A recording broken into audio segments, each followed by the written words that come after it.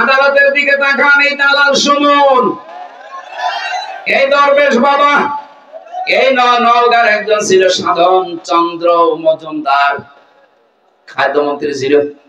গত বর্ষদের এক শয়তান ধরা পড়েছে,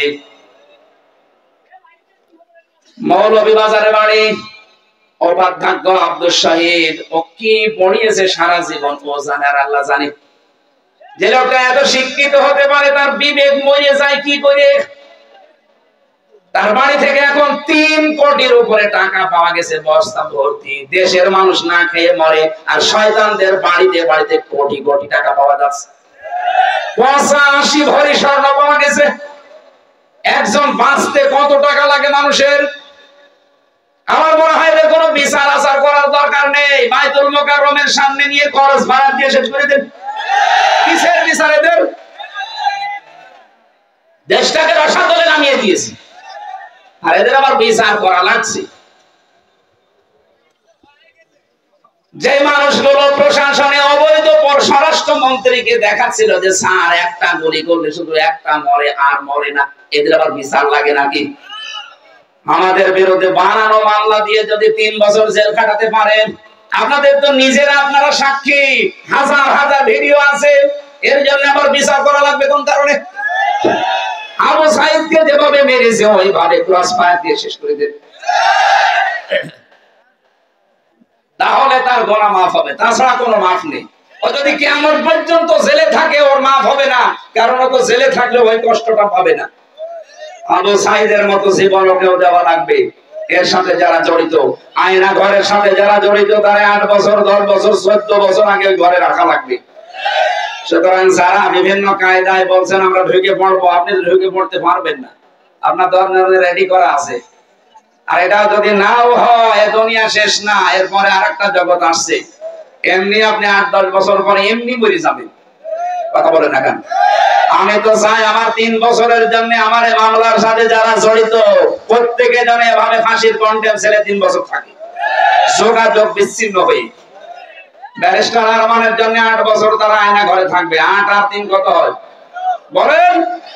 ব্যারিস্টার আরমানের জন্য 8 বছর, আমার আজমির জন্য 10 বছর, কত হয়? 23। কত?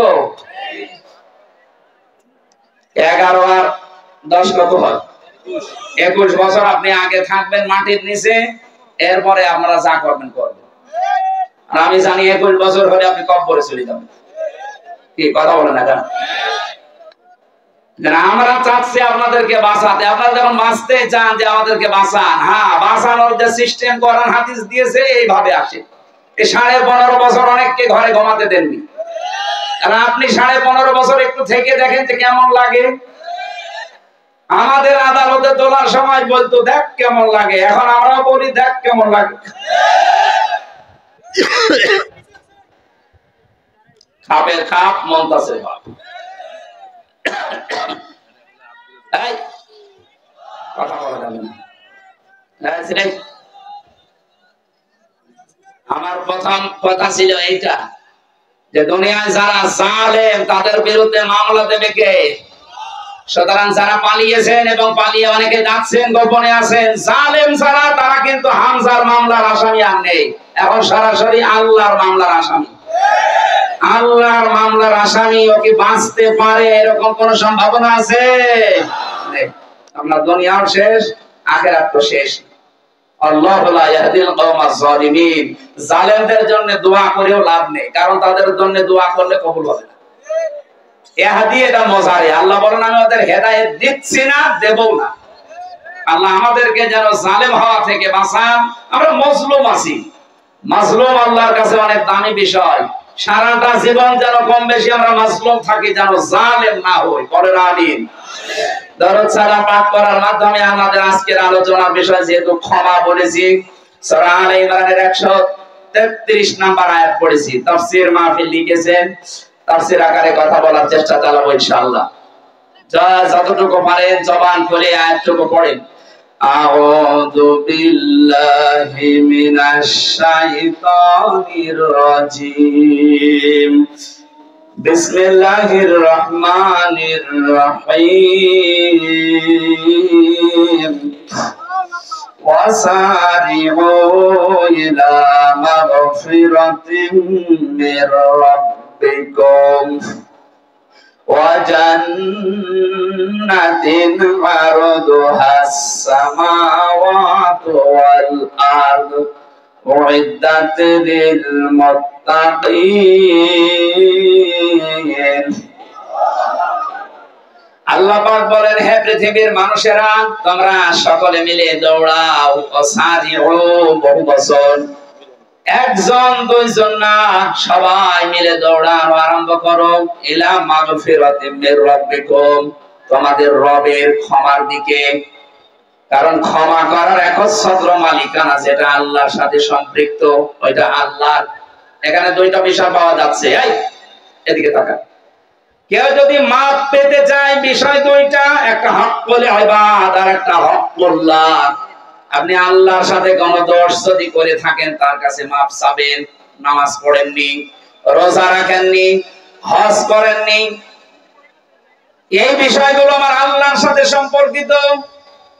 যদি এগুলো কেউ দুনিয়ায় না করে থাকে, সে যেন অবশ্যই আল্লাহর কাছে ক্ষমা চায়। উনি ইচ্ছা করলে মাফ করবে, ইচ্ছা করলে শাস্তিও দিতে পারে। কিন্তু যে বিষয়টা বান্দার সাথে জড়িত, এটা আমার আল্লাহ মাফ করবেন না। ওই বান্দা যতক্ষণ ক্ষমা না করেন। এই জন্য যারা মানুষের উপরে জুলুম করেছেন, তাদের অধিকার নষ্ট করেছেন, আগে তাদের কাছে যে স্বীকার করবেন, মাফ চাবেন, ক্ষমা চাবেন। আর আমার ভয় লাগে এই কারণে, 15.5 বছর যাদের উপর জুলুম, অত্যাচার, নির্যাতন করেছেন, তাদের অনেকেই কিন্তু 15.5 বছরে কবরে চলে গেছে। কথা বলেন না কেন? আপনি এখন তাদের কাছে মাফ চাবেন কি করে? এই জন্য আপনি জালেম, আপনার সব শেষ। দুনিয়া আখিরাত আপনি হারিয়ে ফেলেছেন। অন্তত এইরকম পর্যায়ে আমরা যারা নেই, তারা এখন মাফ চাওয়ার জন্য, ক্ষমা চাওয়ার জন্য আল্লাহর দিকে দৌড়াচ্ছি।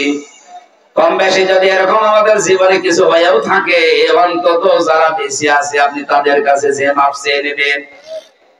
হ্যাঁ, বাপ হিসাবে যদি সন্তানের উপরে জুলুম করে থাকেন, অনেক বাবা আছে হজ করতে যাওয়ার আগে ছেলের নামে ভালো ভালো সম্পদ লিখে দেয়, আর মেয়েকে বলে, মা তোর জন্য আমি দোয়া করে দেবো, কাবা ঘর ধরি। আপনার জীবনও হজ কবুল হবে না।